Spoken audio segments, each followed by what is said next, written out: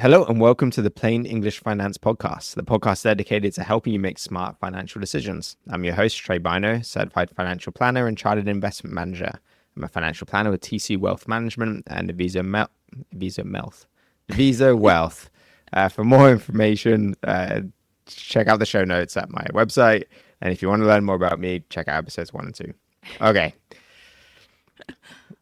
Shake it off. Yeah, this is going to be great. So this episode is on RRSPs, and this is actually a really good one. We're going to very briefly at the beginning just go through the main points, and then I am going to talk to you about how to use them properly.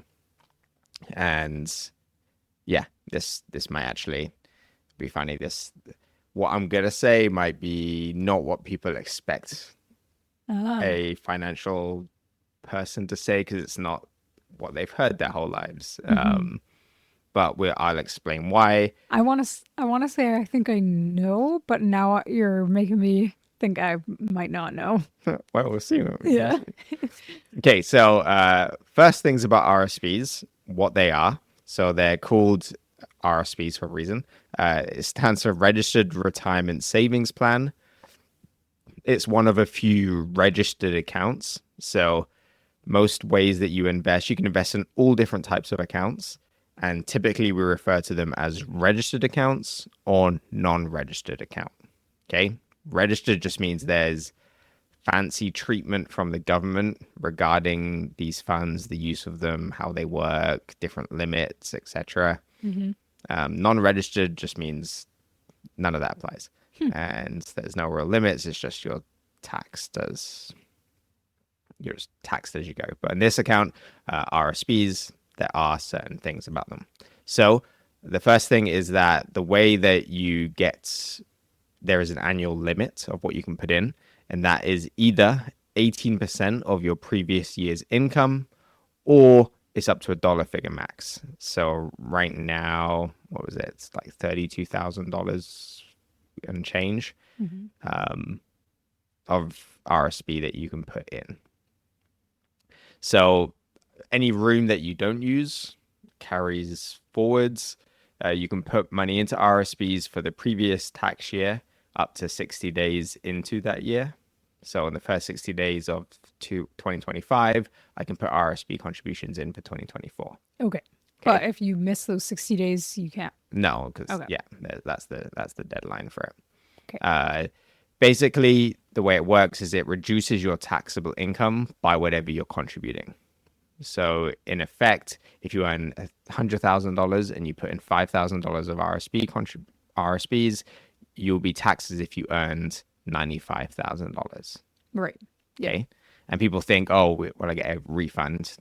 I challenge you to forget about whether you're getting a refund or having to pay tax come tax time. That is not the reason you do these things. That's not how it works. You don't do RRSPs and get a refund. You do RRSPs, it reduces your income, and that may or may not, depending on your financial situation, lead to a refund. Or it might mean you owe a little bit less tax. However it is, it doesn't matter. That putting money into RRSPs does not give you a tax refund. Right. It reduces your income. Yeah. Okay? Yeah. Your taxable income. Okay. Should I say? Okay? So, and for a lot of people, that means they get a refund, but I challenge you to not think like that. Yeah. Okay, so there's a few really useful things, like the way that you would use these things. Actually, do you have a charger? I need to plug this in because this is just gave me a warning. Okay, perfect. So there's a few ways that you would typically use them that you need to understand. So the first one is it's typically for retirement. Again, don't think like that. Yeah. It's moving income from one year into another year. Okay. These are things, that's why I'm like, okay, I've heard you talk about RRSPs before, so I was thinking I would know your thoughts on how to use them. But because that's exactly what I was thinking, that it just defers tax, like the tax you pay. So if you're moving if you're moving your income from one year to another year, you want to use your RRSP room and like utilize that when your taxes are so that you can plan for your taxes to be lower, basically. Yeah. Yeah. Yeah. It's pretty much. So if you think your income is going to be lower in the future, it's a good idea to use your RSP room when your income is going to be higher. Yeah. So if anybody hasn't or can't visualize tax brackets, So like everyone. I'll put a link in the description. But basically, a brief tax lesson is we live in a gradual tax rate, so you have brackets. So income that is earned within certain brackets will be taxed at a certain rate. Mm-hmm. Some people believe that if you earn more money, sometimes you'll have less hit your account, if that makes sense. And they think, oh, I don't want a pay rise because then I'm going to be in the next tax bracket, thinking that it means that their entire income is going to be taxed at a higher rate. That's not how it works. If you have a raise, it will always lead to, like at a basic level, it'll always lead to more having more money. Okay, so don't turn down a raise for that reason. But for example, the highest tax bracket is income earned over $253,000, and it's taxed at 47.5% in Canada and Saskatchewan. But that's income over that number? Yes, income over that number. Okay. So let's say you earn $260,000. At the very least, I would be expecting to do a $6,000 RRSP contribution to get rid of the income that is you're paying 47.5% on. Mm-hmm. And hopefully in retirement, with good planning and tax planning, you'll be taking it out at a significantly lower tax rate. So let's say the first $53,000 of income, you only pay 25% of that in taxes. So if we can put money in when it's 47.5%, take it out when it's 25%, that is a net gain, right? Yeah. Pay less tax. That is, in essence, what you're trying to do with RRSPs. Yep. Okay. Makes sense. There are a few different plans that you have when it comes to RRSPs that people typically take advantage of. First-time home buyers plan is where you can borrow money and then you can repay it over 15 years. A lifelong learning plan is where you can borrow money for education and then repay it over 10 years. There are planning opportunities around that, but that's not really going to be the focus today. But there are things that you can do to plan around that. Mm-hmm. Investments that you can put into RRSPs, pretty much everything. Like there's eligibility guidelines for different types of investments, but the vast majority of what you'd be putting in there, you'll be able to hold inside of an RRSP. So think of vast majority of mutual funds, ETFs, stocks, GICs, bonds, all of that you can put into RRSPs. And as I always preach, invest to the right time frame. So part of that means if this money is for retirement, it should be invested appropriately for when this money is going to be spent in retirement, not necessarily when you start retirement. Okay. It's an important concept to understand. Yeah. Retirement doesn't start and stop at 60 years old or 55 years old or 65 years old. You don't just have all that money come into cash into your checking account. Yeah. You're going to be investing for a lot longer than that. So make sure you align it to the right time frame. But I just want to say something quickly because this podcast is for everybody, even though a lot of our listeners will probably know this. I hear a lot of people say I'm invested in an RRSP or I have an RRSP or a TFSA, whatever, and they don't understand that having the registered account doesn't mean you are invested. That's my next point. Oh, sorry. No, you're good. So next point is that you cannot invest in an RRSP. Yeah, because I hear people say that all the time, and I'm like, no, you have investments within your RRSP. Yeah, and you can invest in the S&P 500. You can invest in a globally diversified index fund. You can invest in lots of things. One of them is not an RRSP. You can invest in RRSPs. There's not a thing you can do. You can put your investments, you can invest in something else within an RRSP. So think of the way I describe registered accounts and all types of accounts is a shopping trolley analogy. Yeah. What do you call them here? Is it Shopping cart. shopping cart? Okay. Yeah. Yeah. They're all Canadians. Okay. Shopping cart analogy where think of the accounts as the shopping cart, and as you're going down the aisle, think of the investments as the bread and the milk and the eggs. Mm-hmm. You can put that into any shopping cart, Yeah. but you're picking something that goes inside of the cart, Yeah. not the cart itself as an investment. Yeah. So if you're taking money and you're putting it into the cart and you leave it in cash, that's a decision. A bad one probably, but that is a decision. But it's just now sitting in cash within your shopping cart, right? Think of cash as tomatoes. Yeah. It's like you have tomatoes inside of your shopping cart. It doesn't help you if you need steak. So you need to then make the decision to go put steak inside of your shopping cart. Just because you put tomatoes in there doesn't mean that steak automatically appears. So make sure when you're picking investments that you actually go the next step. Don't just put money in there. Don't open an RRSP at your local bank and then just put money in there. That is not good enough. You need to then decide what to do with the money once it's inside of your. Yeah. Okay, I gotta like go off this analogy still because I always gotta make it a little more complex. I was thinking while you were talking that you'd want to make a meal.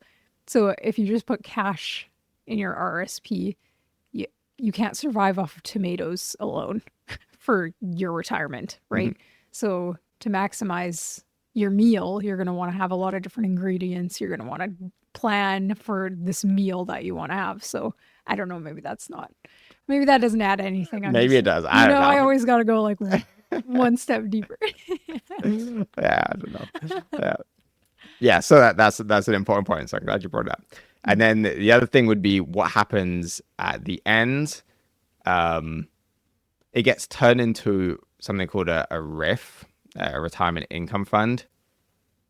People think this is way bigger than it is, or like some big milestone, or some like the amount of conversations I've had where people are nervous about, oh, well, I need to do this at this age, or that like 71, because at 71 you have to. But it's as if it's some big event like in their in their life. It's a form. Like, who cares? Don't worry about it. There's if that is where your mental power is going when thinking about finance, is worrying about the transition from an RRSP to a RIF, you're definitely focused on the wrong thing. Yeah. Guaranteed. It's not that big of a deal.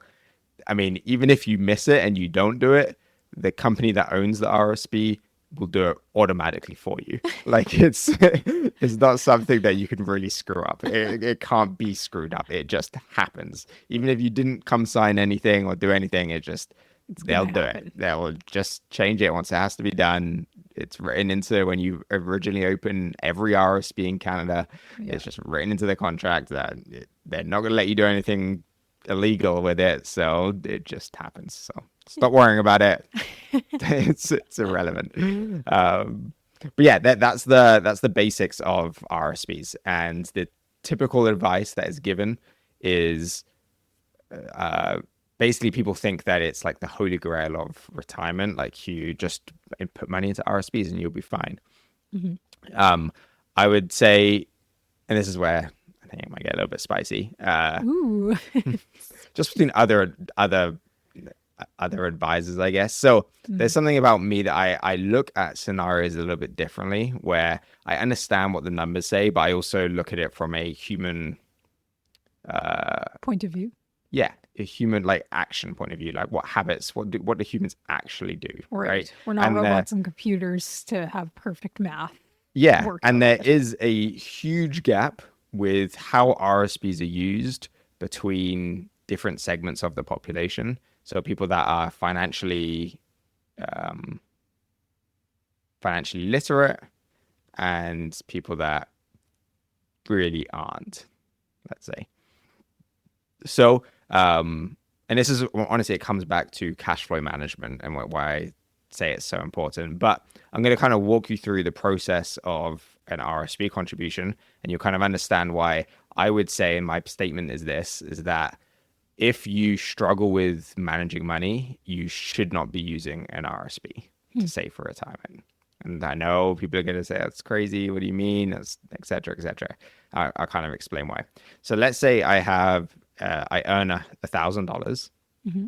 and I'm taxed at 40%. Okay. So that means you go to work, you get a paycheck, and we're going to kind of simplify it a little bit to keep it simple. Mm-hmm. But you get taxed, you earn $1,000. Your company sends $400 of that to the CRA. Yep. How much are you left with? 600. $600. So $600 hits your account, Yeah. and you're studious. You've been putting money aside. So then you take this $600 and you put that into an RSP. Okay. So you put that $600 into an RSP, and remember what an RSP does is whatever you contribute, it reduces your taxable income. Yeah. Okay. So it's as if you earned how much less? Sorry, how much did we put in the RSP? $600. So it's as if you've earned 600 less. Yes. Okay. Yeah. Which means at a 40% tax rate, you get back $240 from the CRA.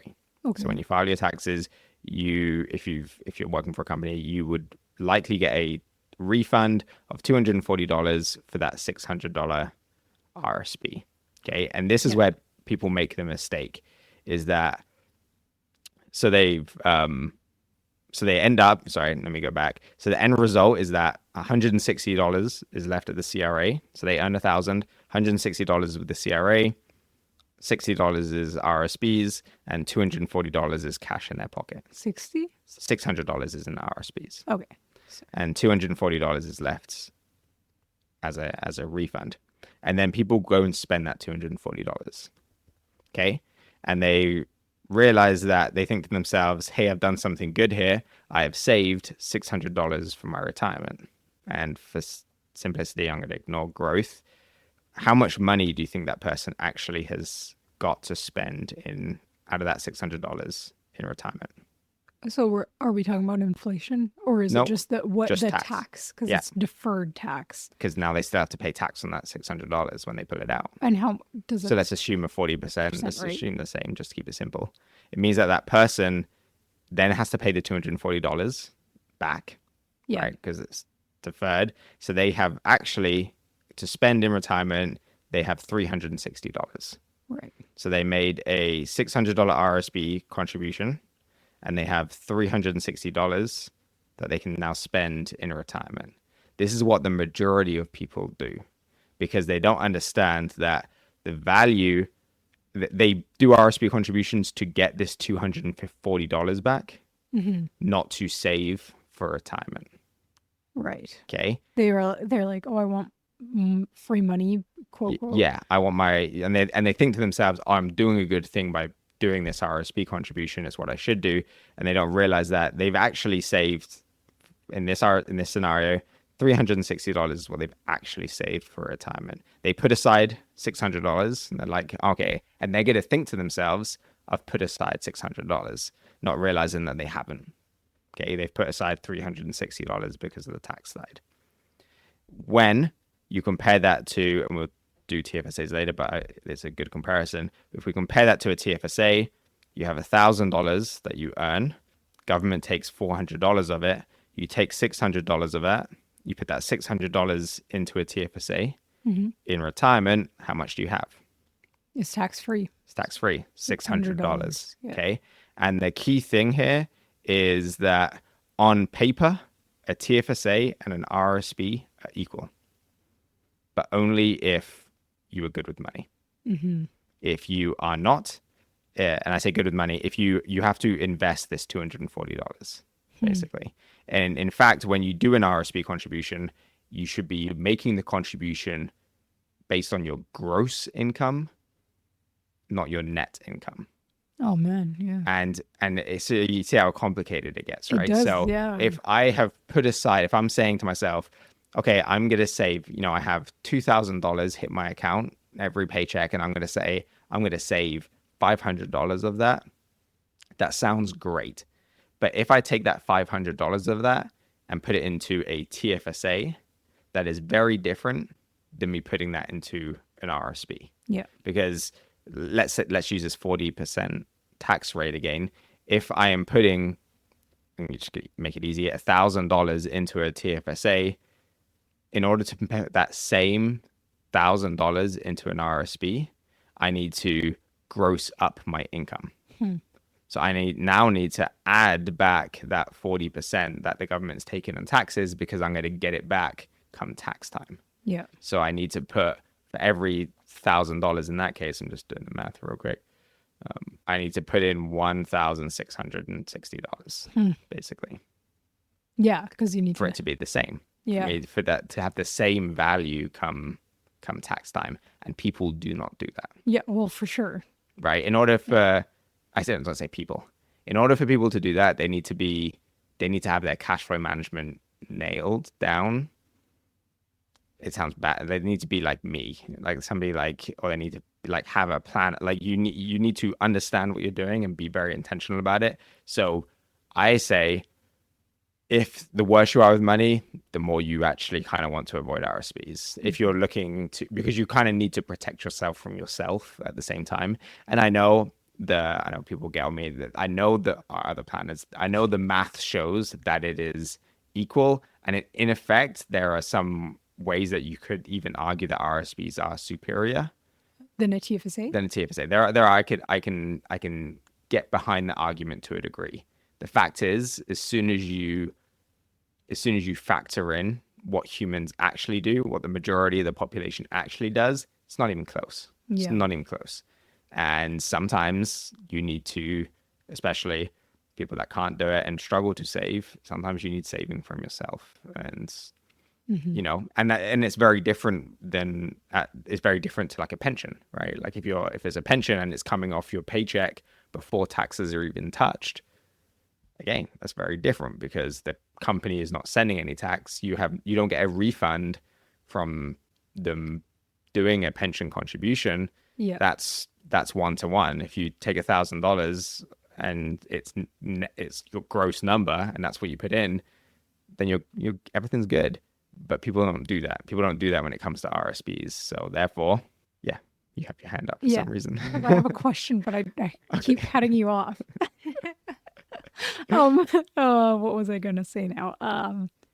Okay, so when, like, I guess when people hear RRSP, Registered Retirement Savings Plan, they're thinking, okay, I'm gonna put this money in, and then when I retire, I have this money in my retirement savings plan. Mm-hmm. But really, it's more so like, I guess I wanted to confirm, is it just like a tax benefit? Essentially, like, what are the other, I guess maybe that's too much to go through, but like, what are the other benefits of the account other than you're deferring your tax into another year?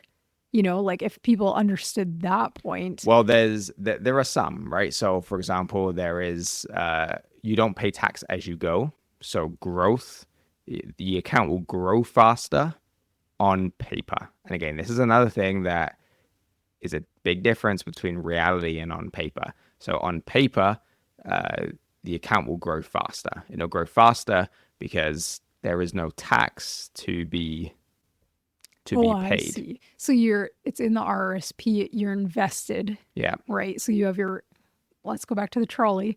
You have your eggs, milk, blah, blah, blah. Well-diversified portfolio, yeah. Yeah. And that's all building and growing and compounding and whatever without having to pay tax. As you go. Correct. Gotcha. Yeah.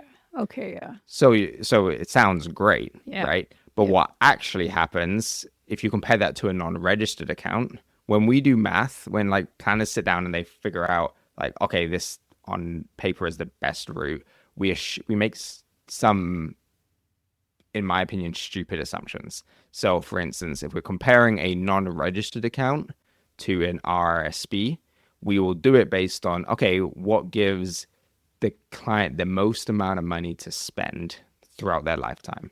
And that is by far definitely the RRSP, because this $240 that you're getting back, that's more money than you would have otherwise had to spend. But when you're working with somebody that will spend anything and everything they have, it changes things, because then you now need to protect them from themselves. So if you compare an RRSP and a client's experience with an RRSP compared to a non-registered account, the experience will might look very similar for somebody that has lower financial literacy. So the difference is in an RSP, while it's growing, you're not paying any tax on it. But in a non-registered account, while it is growing, you are paying tax on it. And in my world, when we look at that, we say, okay, well then the decision is between them adding money to adding more, like investing more or paying the tax, right? That's a binary decision. That's what we think to ourselves. So the RRSP is going to have technically more money in it because you're not paying the tax as you go. So we're assuming that the tax is coming from what they're putting inside of the RRSP. Right. Or what they're putting inside of the non-registered account. That's not what people do. In real life, people just pay the taxes out of their paycheck, or like they pay it from somewhere else, and actually it's money that just isn't being spent. So if people don't have a zero sum budget, then like where they similar to what I try to get people to do, where they like allocate every dollar. Allocate vast majority of dollars, and it would be a case of, okay, if they're not paying tax now, it is getting invested. That's a completely different scenario. But with most people, that's not the case. It's a case of, okay, well, they'll pay more tax now, but the other option is that money is sitting in cash, not doing anything. On the good side of things. On the bad side of things, the money is wasted and the client didn't even have any good experience from it, and it's just wasted. So I do understand why people push RSPs like crazy. I get it, because on paper it is the right thing to do. In reality though, especially not so much now in my career, but earlier when I was working with a slightly different demographic, what would happen is people would get to retirement, they would have no other access to money apart from what was in the RSPs, and they come and they're like, hey, I have $300,000 in RSPs, let's say. And you're like, nope. Unfortunately, that doesn't mean you can spend $300,000. Yeah. That means that now you have to pay tax on that. And at the lowest rate, let's say we do get it down to 25%, right?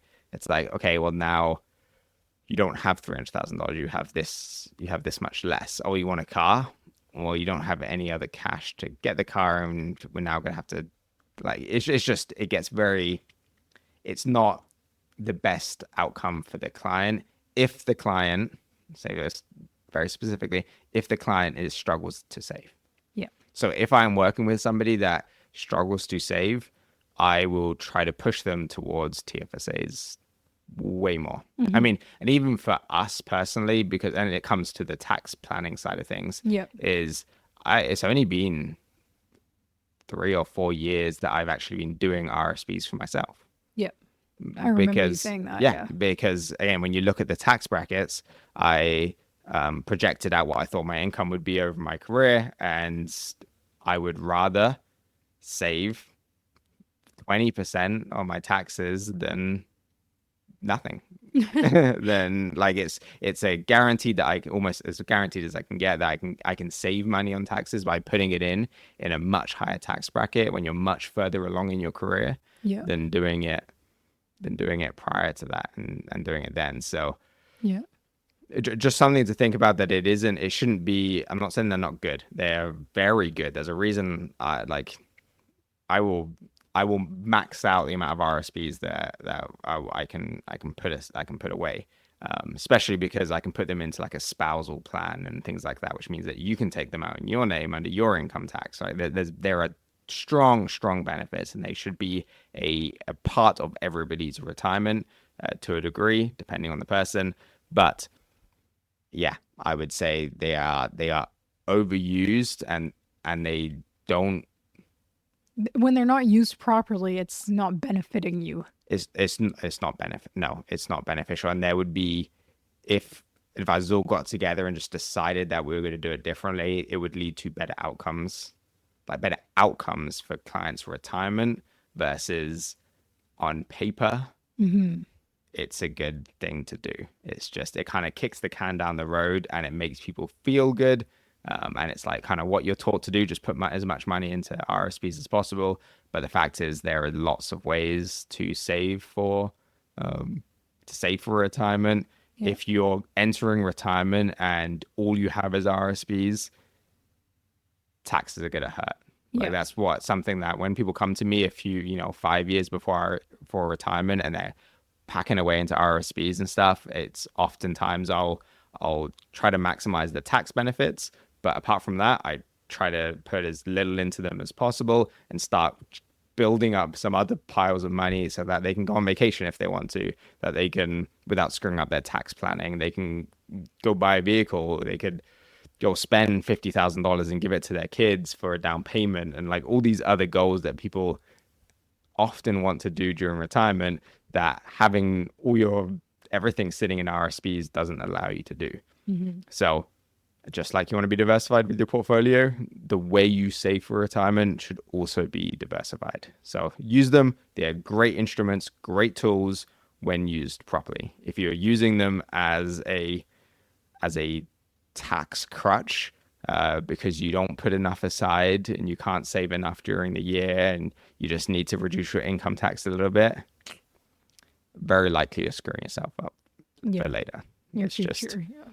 just, it's funny. It's just because people assume, like when we look at the numbers, we assume that that's what's happening. It's one of those two options. They're either saving it or it's going to taxes, and it's like realistically, They're just spending. it's going. They don't even know what it's going to. Like most people don't even. If you haven't fixed your cash flow management the way you do it, so you know what it's going to. For most people, they don't know. It's just going, and then they go spend their tax refund, and they think of their tax refund as like a Bonus. windfall, and it's like, no, that's not. Unfortunately, it's not. It's just your money back, and you're spending tomorrow's money, and you still have to pay the tax on it. It is kind of crazy that, like, as you're talking, I'm thinking about how much, like, you and other planners, like, think about when they are planning. Like, I know I think we talked about this in an early podcast about how, like, people think financial planners, like, pick investments. It's like, oh, let me just pick this stock or whatever. Like, and when you actually think about it, maybe it just doesn't sound as flashy to be like, oh, I plan. Like, Mm-hmm. I went to pick up something for a friend, and she was retiring from the university, and we got taught. I had my TC Wealth shirt on and everything. And we started talking, and she asked me, "Oh, what do you do?" And she was like, "Oh, so you pick mutual funds?" And I was like, "No." It's like, but she was coming up to retirement, so we started talking, and I started explaining it. But yeah, you're right. I think people oftentimes, and it suits me well, sometimes you have to be the bad guy in order to have good outcomes for your clients. Yeah. And this is why I do get very frustrated with people in our industry that are too relationship focused. And I get it that you want your clients to like you, but I do think it's more important that you do the right thing for your clients than they like you. And unfortunately, like financial literacy, for a lot of people, they don't even want to know. yeah. They're like, oh, So please stop talking. yeah, so it's up to you as the advisor to steer them towards what's going to be best for them. Yeah. And sometimes that means that it's not the best thing for them. It's not going to put the most money in their pocket today. Sometimes it means that their client wants something and you are strongly advising them not to do it. Sometimes, which this isn't an uncommon thing, is when somebody is like somebody has assets. Like, it happens a lot with farm families where they've been low cash poor their whole lives. The parents will sell the farm, and then everybody knows they have money. Mm-hmm. And sometimes your job is very simply to be the person that they come and say, "Hey, can we do this?" And you say no, and they go back to their family and say, "My guy said no." Mm-hmm. Right? Like, so that they don't have to feel like the bad person. Yeah. Because it happens more often than you would like to think, where as soon as people have especially in that type of environment, everybody thinks they're entitled, and it's like the person feels bad saying no. They know they shouldn't. They know that it doesn't align with their values. We've had this conversation before, and they just want somebody to validate the way that they're thinking and give them an excuse, right? So the your role as a financial planner, it can look very different, and Oh, well, that's let me why I just like it. But yeah, it is obviously perfectly suited for you after everything you've just said because I know you and I'm like all of those things are very, very you. you get But to be the bad guy while being the yeah, good guy. yeah. Like That's that perfect. Trey is like what do they call it? The vigilante. It's like he's happy to have like the bad role if it means overall good for everyone. Yeah, absolutely, absolutely. I'll play the bad guy. Yeah. I don't mind. I like it, especially if it will help. Like if it, I'm the person that will tell you that you have stuff on your face before you walk out there. Mhm. I will never be the person that says I didn't want to hurt your feelings, so I didn't tell you that you had toilet roll stuck in your skirt. I promise you I will never be that person. I will always tell you, and if you yell at me, yell at me. I told you I told you you had toilet roll sticking out your pants. I Yeah. told you I did what I view as the loving thing to do for you as somebody that I care for. Yeah.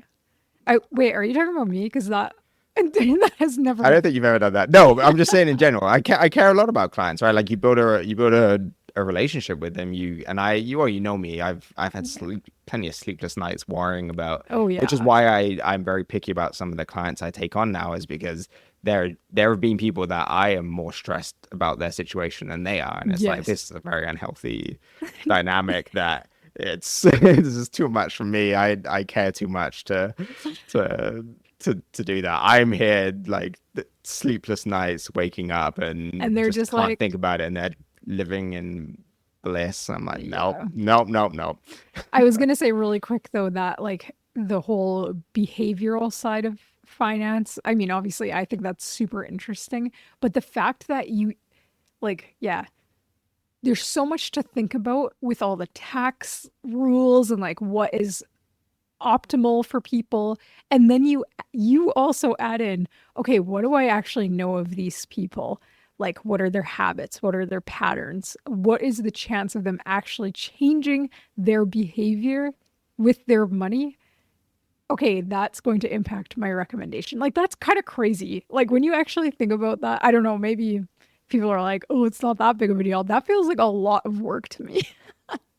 But it's like I don't know. You kind of just do it. you Yeah. consider so much for like yeah, It's it's because I really wild. want the best outcome for them, Yeah. honestly. And I have seen so many times where other advisors haven't done what I would consider the best outcome.